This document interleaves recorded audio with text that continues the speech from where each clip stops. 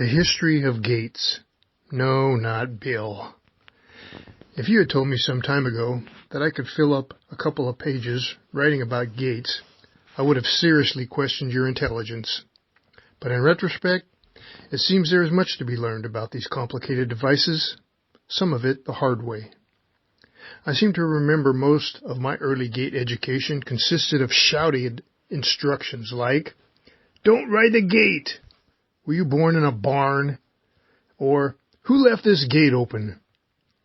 On the premise of sparing some poor soul a bit of grief, I've decided to sit down and put into writing all my years of wisdom related to gates, that those who come after me might avoid the pitfalls of those who passed before. We'd all be living happily today without gates, blissfully eating our tenderloin steaks without vegetables, if it hadn't been for farmers. In the olden days, farmers began shooting free-range cattle and sheep, not because they were free, but because the animals preferred feasting on tenderloin, manicured crops rather than scrounging amongst rattlesnakes, mountain lions, and steep mountains for dry, scratchy weeds the ranchers call feed. More on animal intelligence later.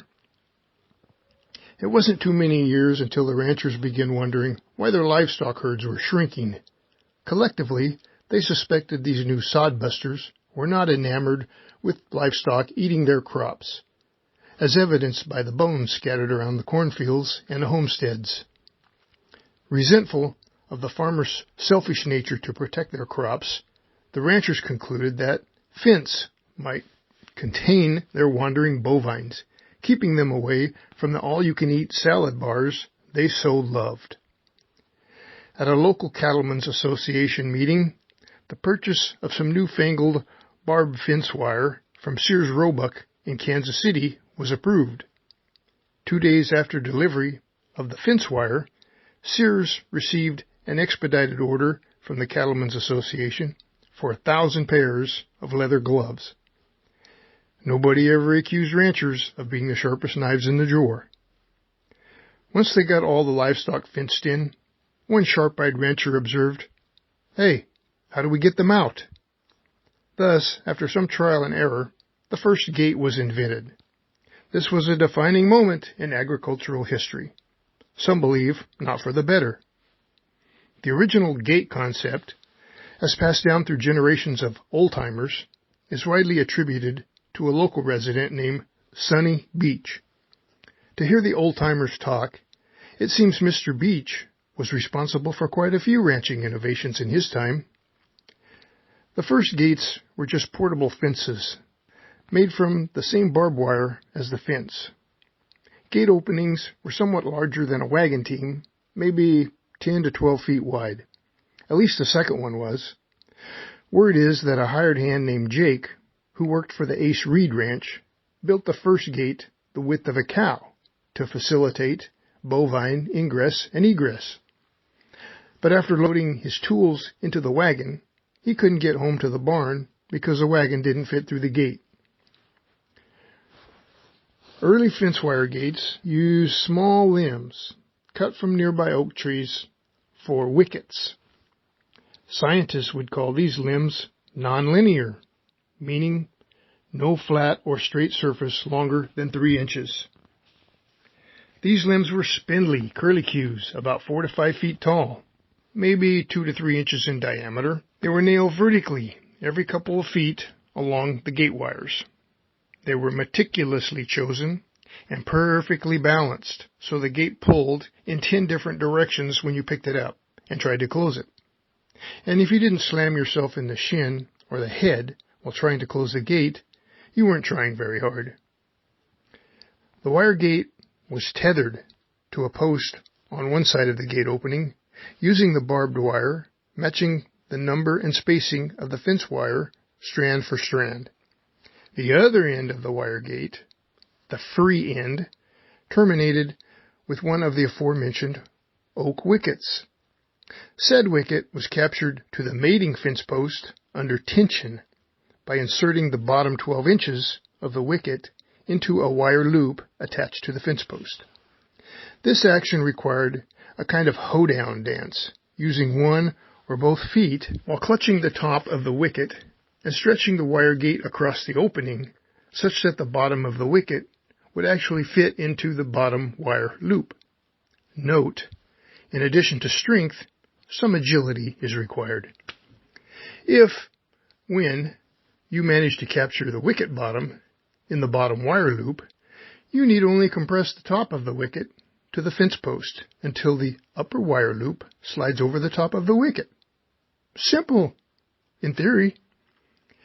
Wire gates are smaller, lightweight, cheaper, and quicker to build. I mention these advantages here because you'll never see them again. Wire gates, however, have their drawbacks, which you are already aware of if you've ever tried to open or close one. They are a royal pain in the butt, unless you have arms like Popeye and rhinoceros skin. To illustrate my point, imagine you and the family driving home one night. It's late, you're tired, and you come to a wire gate. Your spouse refuses to get out and open the gate. The kids are pretending to be asleep. So out you climb from your warm, comfy truck into the freezing rain and howling wind to open the blasted gate. Putting your shoulder against the gate wicket, like a USC blocking guard opening a hole for the tailback, and bear-hugging the fence post with both hands, you manage to loosen the wire loop just enough to move it. Maintaining your bear hug on the fence post, you use your thumb to slide the wire loop up the wicket and over the fence staple some idiot installed to keep the loop from slipping off in a windstorm. As if 3,000 pounds of tension in the wire isn't enough to prevent that. As you're pushing the wire loop over the staple, you wonder why the idiot left an entire inch sticking out when a quarter inch would work just as well. As blackness encroaches your peripheral vision from the exertion, you realize you have passed the loop over the staple, so you release your bear hug slightly, only to painfully find out you've caught a piece of your thumb under the 3,000-pound tensioned wire loop. With 4,000 cc's of adrenaline pulsing through your bloodstream, you immediately rip the loop over the wicket and throw the gate as far as it will fly, while bleeding, dancing, and swearing in the headlights like a ballerina performing the heavy metal version of Swan Lake, much to the delight of the applauding occupants in your truck. Soaked to the skin, you crawl back into the cab, slam the shifter into first, and lay a 20-foot patch of rubber. Okay, smashed acorns and flattened doveweed then. To the other side of the fence. Out you go again to wrestle the gate closed, using the same procedure, only in reverse. This time, you are careful to avoiding losing any more blood or body parts to the worst torture device conceived since the Inquisition. You stumble around in the dark, searching for the free end of the wire gate you tried to throw into the next county. You find it using your new Levi's, the ones with the new 6-inch rip up the left pant leg. You drag it across the road, yanking on it like a Lawrence Welk performing Flight of the Bumblebee on his accordion, trying to work out all the tangles and wire kinks from throwing the gate. When the gate is unkinked enough for the bottom of the wicket to reach the bottom wire loop, you dance a few quadrilles until the wire loop finally comes into position. Another block for the tailback, bear hugging the fence post, and slide the wire loop over the gosh darn staple. Then, before you pass out, release your bear hug, exhale, and gratefully turn away. That's when you notice a piece of your shirt is caught under the wire loop. I'm not opening that gosh darn gate again, you think. I'll just slowly pull my shirt under this loop like this. Rip! My new chambray shirt I got for Christmas now has a 2-inch hole in the chest. Whatever. The blood probably wouldn't have washed out anyway. What else could possibly go wrong tonight? That's when you remember there are 3 more wire gates between here and home. That the human race survived wire gates is an amazing adaptation of nature. Species with lesser fortitude would have succumbed to extinction. Somehow the rancher persevered and moved on to the next generation of gates, the wooden gate. These gates were manufactured from mill-cut lumber using store-bought nails, not the half-rotted recycled boards and straightened 3 times pulled from the neighbor's burned-down barn nails that your dad liked to use. These second-generation gates were attached with real iron hinges, not leather straps like your grandpa used on his barn door. Iron hinges are what made riding the gate so much fun. But these gates were expensive, time-consuming, and required a substantial hinge post to support the weight of the gate and the kid riding it. It took an operation to hang a gate like this. Hinge posts are usually old bridge beams or an existing oak tree, 10-inch minimum diameter trunk or larger. When installed correctly, the rancher could jump out of his truck, unsnap the chain holding the gate closed, swing the gate open with a couple of fingers, drive through, and close the gate in less than half a minute, all while smiling and absent-mindedly rubbing an old wound on his thumb. The only negative trait exhibited by wooden gates is also shared by humans: age and gravity. As gates become old, the boards begin to rot, the nails fall out, and it sags on its hinges, just like an old rancher. No longer a 30-second evolution, opening and closing an aged gate requires a bit more effort. After unsnapping the chain, you must lift half the gate's 300-pound weight and, like a drunken sailor, stagger across the road in an arc while the old board lattice flops about like a sheet in the wind, threatening to disintegrate. It's even more difficult if there are kids riding the gate. As ranching methods modernized, surviving ranchers began replacing gates with cattle guards. One can now understand why. Cattle guards were certainly a boon to gate openers. However, they were not a panacea. When a gate can control access, cattle guards can't. For instance, cattle guards don't keep out quail hunters, or deer hunters, or mountain bikers, or bird watchers, or picnickers, or four-wheelers, or hikers, or neckers, or arsonists, or looky-loos. One of the lesser-known uses for a cattle guard is culling your herd. A good cattle guard will identify which of your livestock to keep and which ones to sell. According to the owner's manual, included in every cattle guard kit from Sears Roebuck, here's how it works. Overcoming their initial fear of being eaten or swallowed by the contraption blocking their path, the strong, fearless bovine will jump over the cattle guard.